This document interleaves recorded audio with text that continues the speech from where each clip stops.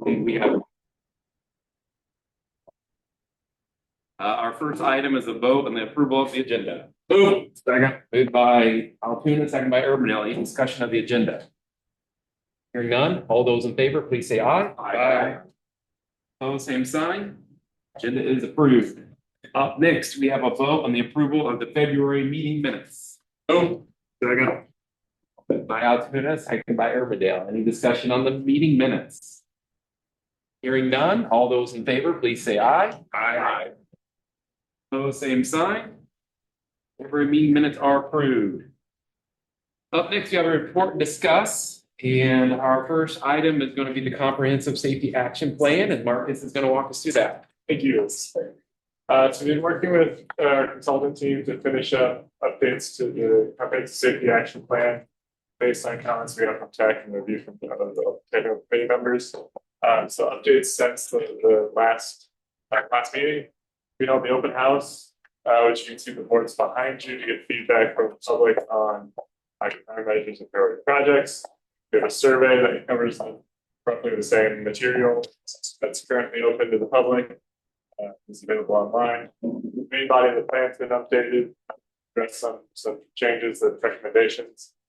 We had some items in the crash analysis appendix, some items in the countermeasures appendix, and some items in the member community projects appendix that were all updated. And then at the very end, I'll just give you a quick update on grant application.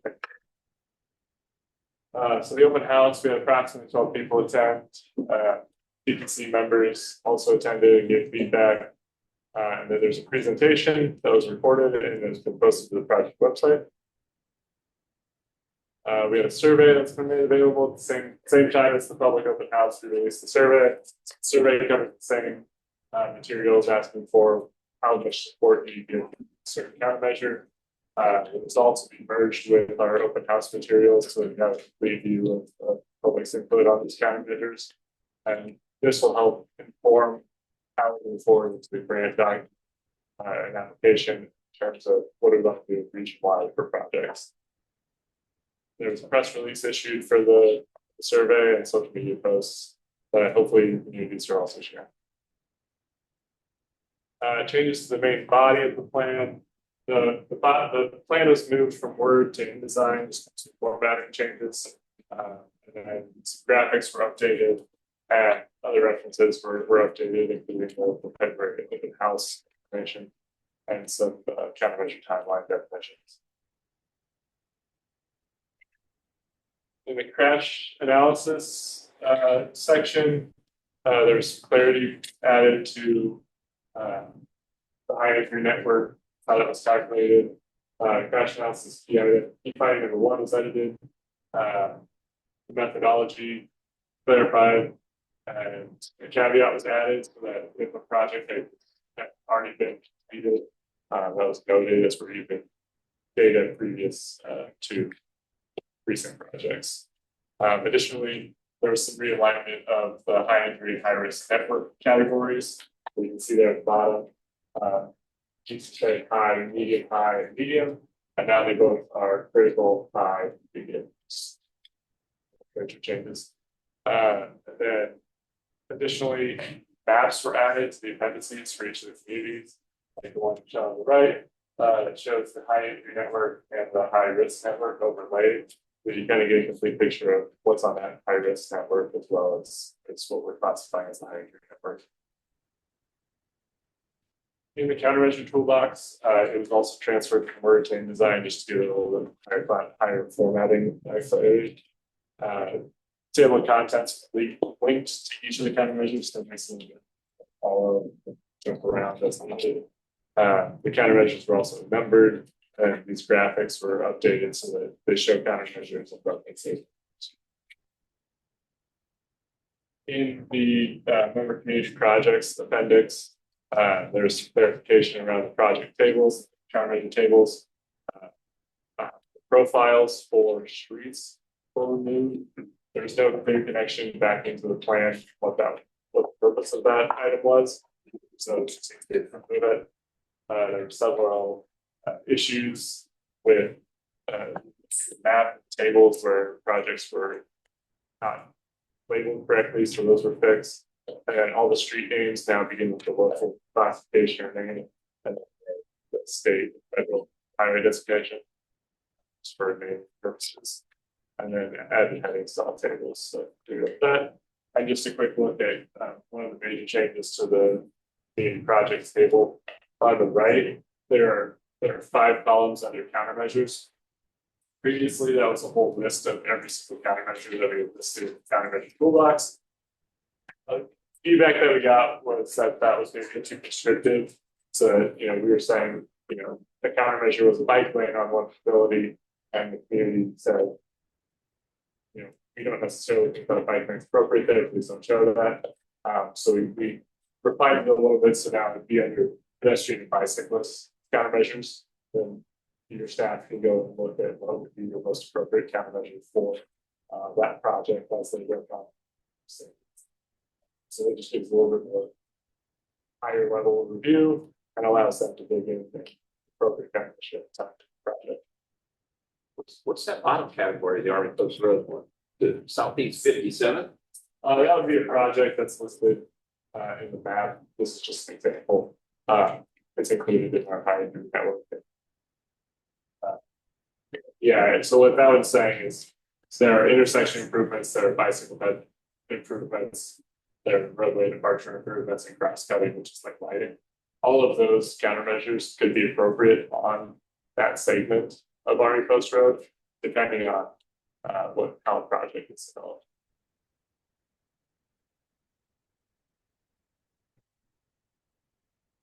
So we did take this through the technical committee this morning, recommending approval of the plan. They did support that. So we're going to bring this to the policy committee 2 weeks, 27th, for final approval. The next steps are to move forward with preparing for the grant application. First, we're starting with compiling feedback from public for projects and countermeasures, open house and survey. We're also developing a form that staff will look at and hopefully provide a prioritized list of projects based on the 3 projects that we've provided already, so that we can have conversations with them and narrow it up to projects reaching that's the top, and then we'll turn to the technical committee with recommendations for what falls in. It's wise. The NOFO is still anticipated sometime this month, based on USDOT's website, but we'll be continuing to work on prepping this as the month continues. Once that is ready to go. Any questions? Questions? Your bill rates. Proper bill. So we need to, did that get updated, and because we're still referencing rates in here? Which part are you looking at? Just You're at the main part of the document. the document itself, yeah. Yeah, we can make sure we got. I had sent some questions this morning about section 6, the equity, including environmental considerations and racial diversity. Is that language even So, out now? so we're going to touch on that a little bit in our legislative update, but for the purposes of this project, we've kicked that around since your email a little bit here. I think we could go back and scrub that. However, this document, unlike some others, isn't something that gets sent to USDOT for their approval. When we do the grant application, we will reference our plan, but we will make sure the grant application, since that is under this one, or under the new administration, that one is clear of any problematic language, if that makes sense. And when we reference the plan in the grant application, do we also patch the, I mean, is there? Marks might have better insight into how that works. We'll have, based on previous rounds of the NOFOs, usually it's a self-certification, like have you checked all those boxes in the plan document, and then they might want to verify it, like giving the document. But yeah, that's always a question, and based on the administration, they probably wouldn't do that as far as equity. Also note that, when we were looking at that equity piece, we had a conversation with our consultant about moving it. And we paired it back to just previous work that the NPR has already done around equity focused on transportation entrance. I just didn't know if there was any guidance that we had received about ways to reword things. There are ways we could probably reword it to get around some of the language. I know I was talking with some other MPOs, some of them are going back through all their past documents and scrubbing them. Other ones are just saying going forward, and that seems to be the direction we've heard more from Federal Highway. It's going forward, don't, maybe shy away from that language. The other issue with this one is that we are under a grant agreement under the previous administration that says we have to do certain things. Sure. So it's kind of a gray area. Do we have to still adhere to that or not? We have tried to minimize that section as much as possible. It's just retroactive. There's things we have to. I will say, Marcus, I did get a lot of comments from public about the ease of use, appreciation of the pictures and all that. So kudos to everyone who's worked on that. It seems as though the public found it easy to navigate. Hearing no other questions, we can move on to transportation improvement program about that.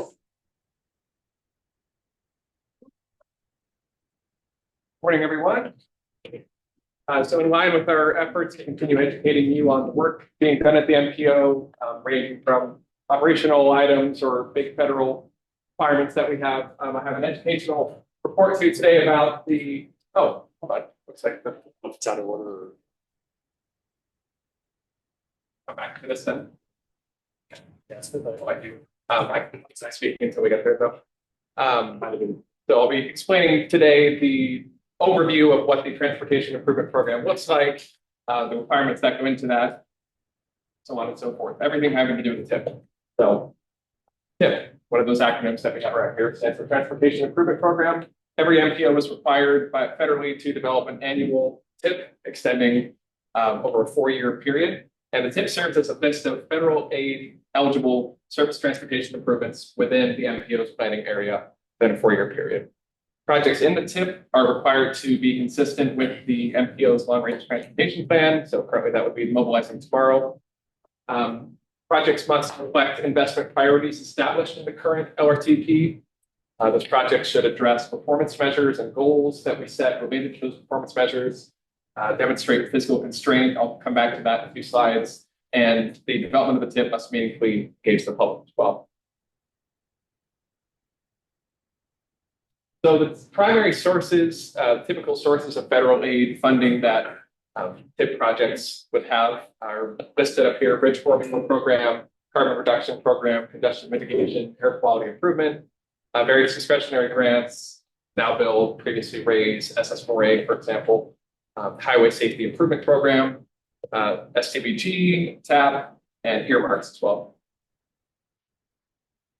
You might also see sources of state aid funding for TIP projects. So that would include the city bridge program, the highway safety improvement program, secondary, and the Iowa Clean Air Attainment Program, ICAP.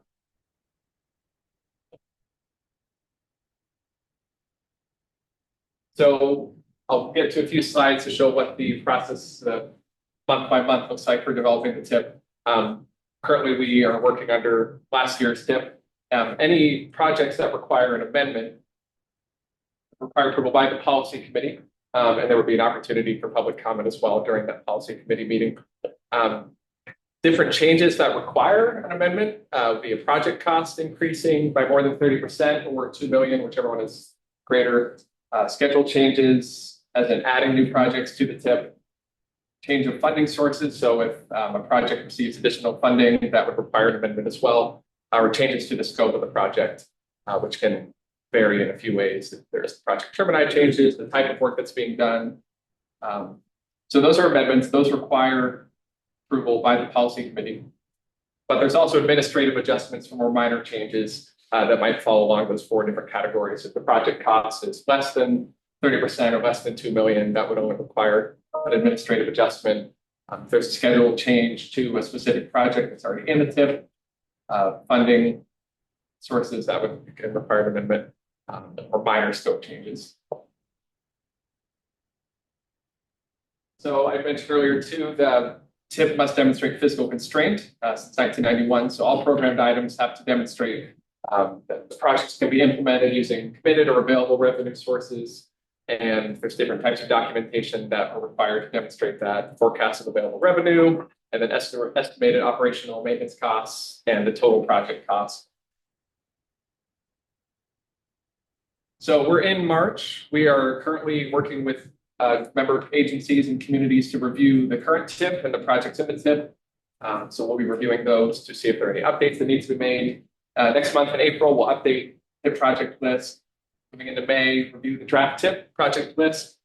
June, that's when we get the draft sent out to Iowa DOT and have the public comment period, create the MPO. And finally, in July, we'll get that buttoned up, approved by policy, and submitted to Iowa DOT.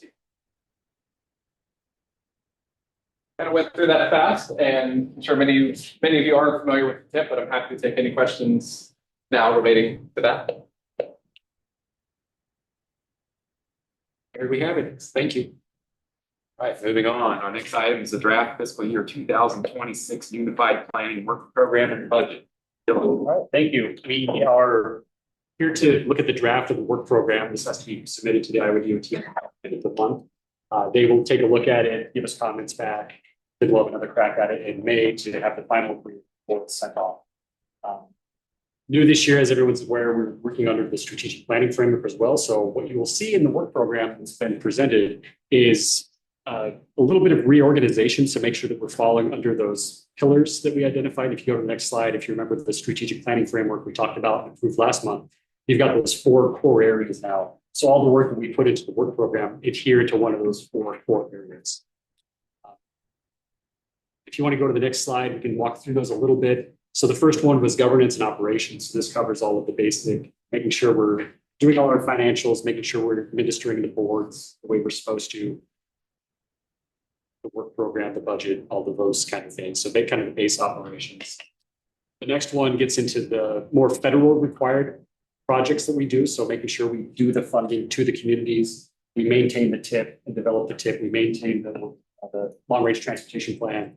And then there's a few other things in there that maybe aren't things we talk about a whole lot, but we're required to have a travel demand model. We're required to have an ITS architecture, something called a passenger transportation plan. So this really just makes sure that we are adhering to all of that and the work involved with those. There's a few other things that aren't necessarily federal requirements that they help implement or set up the next long range plan, such as a freight plan or an active transportation plan. So those are in there as well. You also see DART projects in there. The work program is really supposed to document all transportation planning projects happening throughout the region, whether they're the MPO's projects or not. So we've made it ask for the tech committee that if you have projects in your communities that are transportation planning related, we really should be documenting those as well. So we'll see what we get. We typically don't have a lot of those in the work program. Some MPOs do, but we have DARTs in there because a lot of those are federally funded as well. The next category is more partnerships and services. So not federally required services, but things that we do as a kind of a value add to our communities since they are members. So this is a lot of data collection that we do, the data bike, grant assistance, a lot of things getting into annual reports. So communicating back to the boards in our communities of the work of the MPO, monitoring policy, which we'll get into in a further agenda item, falls in there as well. And then the final one is that purpose-driven innovation. So these are those more unique projects that we might get into, such as Future 435, passenger rail study, the economic impact study that we'll be doing, as well as looking at things like how do we just improve ourselves as an MPO and make sure we're adhering to best practices and learning what those practices are and preparing for emerging technology. And that can be data that's coming available that we can use to do our jobs here or help our communities, but also preparing for things like autonomous vehicles that might be out that we just need to be aware of and working. So that's the content of the work program, the actual projects we'll be doing. Looking at the budget, this changed slightly from what we showed you last time. We got our federal funding allocation targets from the US DOT or from the Iowa DOT before our federal funding, and it was a little higher than what we anticipated. If you recall, when we looked at this previously, there were some reserve funds that we were using to fund primarily the Future 435 match. We don't need to use reserve funds anymore. We have enough that we can do that on without dipping into reserves. The flip side of that is it drops our surplus at the end of the year from like 95,000 down to 6,000. So We still have the surplus, we still have the health reserve, we actually have more of a reserve than we did when we showed you this last time. And if you go one more slide over, show this graphic policy, this is just kind of that outlook. And this might become important as we start getting into more of what's happening with executive orders and funding and so forth. We do have a very healthy reserve that can get us through quite a while if needed, depending on what happens here. That's what we have for you. Happy to take any questions. Otherwise, this will be on the agenda in a couple of weeks here for. Here, Andy, so we can move on to legislative update DC list. One more thing, if I could, real quick. At the meeting last time, we talked about our mission, vision, goals. If you haven't had a chance to do that exercise, if you weren't at the meeting or didn't submit a thing, please take some time to do that. There's a link in the agenda packet. We also have some of those the paper documents at the front of the room if you want to fill it out before you go. On the legislative update DC list, Governor Bill. Okay. So to have news at this point, but I don't. The Senate Commerce Committee is meeting this morning and our bill is on their agenda. We're feeling positive about it. Ryan Moon, with partnership with their monitoring, and should be texting me if I get any news, but that's where it stands right now. This is important to have through Commerce this week. So it's the funnel. And it goes to appropriations from there. So it should be funneled through after this Commerce. So it is on a positive trajectory. I know Senator Russo has been positive. I really appreciate his leadership on this. I know Supervisor Holmes had conversations with him. We're feeling positive at this point. Questions? There's a few other bills we have updates on, or a few other items. One that is kind of new, and we talked a little bit with the tech committee about this today, is a bill related to SUDAS. That's a statewide urban design standards and specifications. There's a bill out there that the bill's problematically worded. It would require the Iowa DOT to ensure representation by not just governmental entities, but also other entities. The issue with that is that the DOT they help fund it, but they are not in charge of it. SUDAS, if you're not familiar, is a voluntary statewide urban. It's a design manual that communities can adopt if they want to. It just helps ensure that there's. I'm trying to remember how they put it this morning with the tech folks, but it's more of here's a manual that you can follow if you want to try to make sure that people are, from one community to another, somewhat working on the same regulations and standards. Cities don't have to do that. Most cities have their own standards they adopt on top of that too. So the bill is. From what we can tell, it looks like it's an attempt to potentially reduce some of the standards or potentially funding that the DOT does get to SUDAS to lessen some of the requirements to make it cheaper to build things, which is understandable. But the concern there is that it could lead to substandard construction, reduce life cycle costs, or reduce the life cycle of infrastructure, which then could in turn increase costs for communities and therefore taxpayers. The technical committee suggested that we register and oppose to this bill. We'd like to get your feedback on that. Something that we'll definitely be monitoring, but we could take the step and actually post the desire. People have feedback on that now, or what do you think about that? Kind of depends on what standards there are. I wouldn't know what they are. Yeah, for the technical. Yeah, I would defer to technical. Because in the long run, you can reduce quality of concrete, how fast you have to replace it. I think it's problematic. Depends on what they're trying to get at. I'm sure there are some standards in there that don't need to be there. But again, each city adopts SUDAS or they have their own independent specifications too. So this bill, again, each city will have its own enforcement. Global control. Local control. We're familiar with SUDAS in Aiken because we had that ordeal with the private street that the SUDAS engineer was trying to make us adhere to our standards. So I'm versed on this pretty well. Todd and I are. So moving on to a few federal updates. I know there's been, or I guess we want to start with the DC trip, Gunner. We've been working on updating our DC list. This is just so that we have this projects we can point to and have a congressional delegation going on the DC trip here in a couple months. We've had tech reviewing it. There are copies on the table here. So if there's anything that needs to be added, deleted, revised, speak up. But mostly this is just in front of you for situational awareness. Now on to some updates from the federal side of things. Obviously, there's been a lot of executive orders, a lot of movement in that area with orders being issued and then some of them changed or rescinded or stayed by a judge. What I can tell you now, though, is things are proceeding as normal. There was some time where tip amendments were they weren't paused, but there was additional requirements that would have to send them to DC to be approved before the federal highway office could do that. That has been changed. One caveat to that is that the federal highway Iowa office has a lot of vacancies and there's a hiring freeze, so things might just take longer to get through that process, but technically it's still the same process we've been going under. Reimbursements for MPO programs are still continuing as normal. The Safe Streets and Roads for All program was paused for about a month where we couldn't get reimbursed for that, but that has since been opened back up and we've been caught up on that. The Water Trails project is one that we were kind of concerned about, but every indication is that will continue as normal. That project, if you recall, was awarded under Trump's first administration, so hopefully there's no issues with that, and that's what we've been told so far. That's not to say things can't change, but that's where we are right now. Probably the one big thing out of this is the carbon reduction program funding. In talking to Federal Highway Iowa as well as Iowa DOT, nothing's been issued that would have to claw that back now. However, if every indication is that that program likely won't be renewed after this authorization. We have awarded some funds past the authorization bill. So if and when that happens, we'll have a job to go back and either pull those funds back, reduce funds, whatever, find other supplemental funds to make those communities whole. That's something that we have some time to figure out, but just to put on everyone's radar, that's most likely probably going to happen. A couple other things here. We're going to continue resolution through the end of next week. In some of the calls that we've been on, it sounds like the House and Senate leadership want to push for essentially continue the resolution through the end of the fiscal year, which would be September at current levels.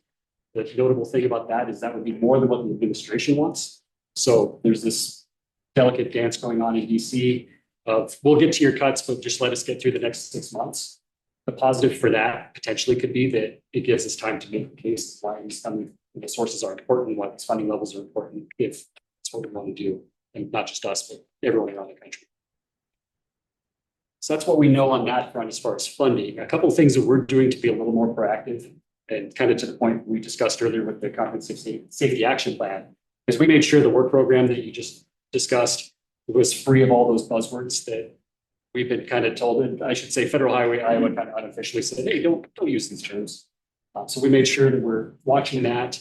We've been participating in a lot of calls with other MPOs, peer organizations to understand best practices. One that I've reached out to Scott about from a legal perspective is making sure that any contracts we enter into have a clause that lets us get out of that contract if funding changes in some fashion. So that way we're not obligated to pay a consultant for a project that we don't have the money to do now. So those are some minor things that we can be looking at.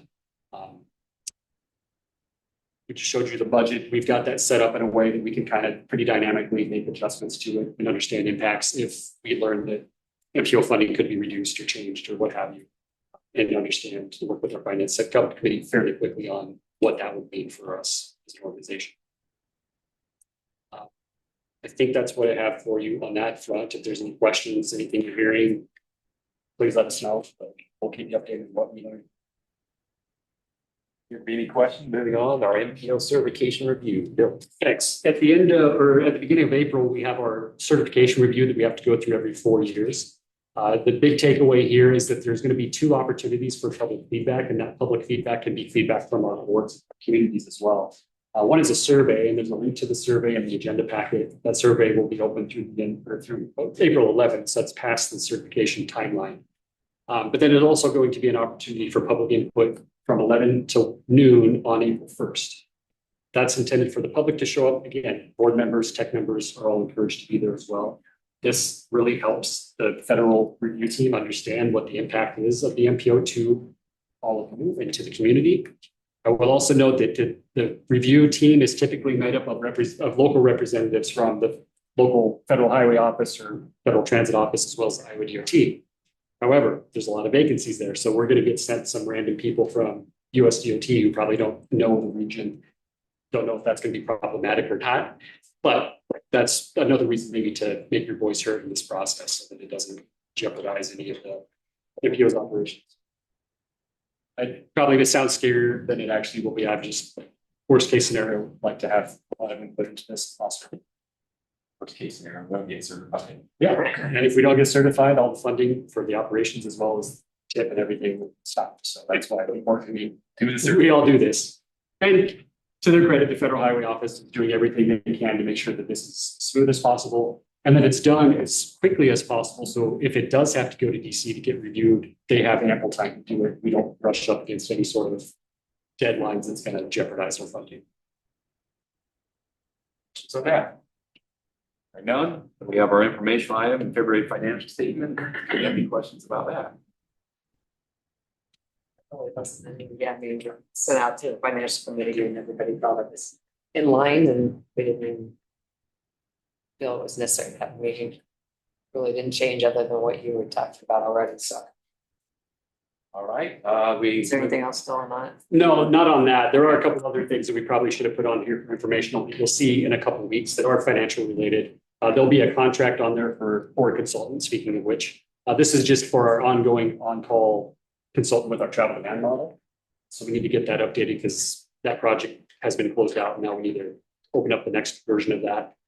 So that is one. There's also a contract. There will be a contract on there for acquiring trail counters.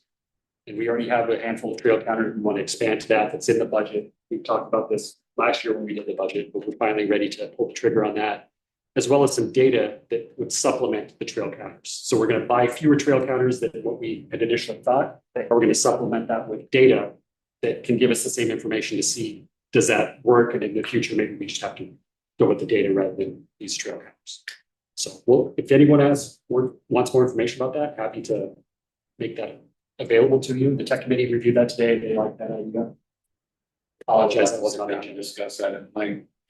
We're gonna keep moving. Other items of interest for the committee. One. I have nothing. Our new staff person, Allison, that I mentioned is starting. She's going to join us next week. All right, our next meeting date is. Oh, I have something real fast. All right, well, yeah, I can't forget DOT, right? Oh, I would DOT Yeah. in the house. The DOT Transportation Commission has they go around and do 4 public input meetings and tours every year, and they will be at Moines June 9th and 10th. The tour where they'll go around and look at projects. They're also visiting the airport and our TMC traffic center in Ankeny. So they probably won't see a ton of projects.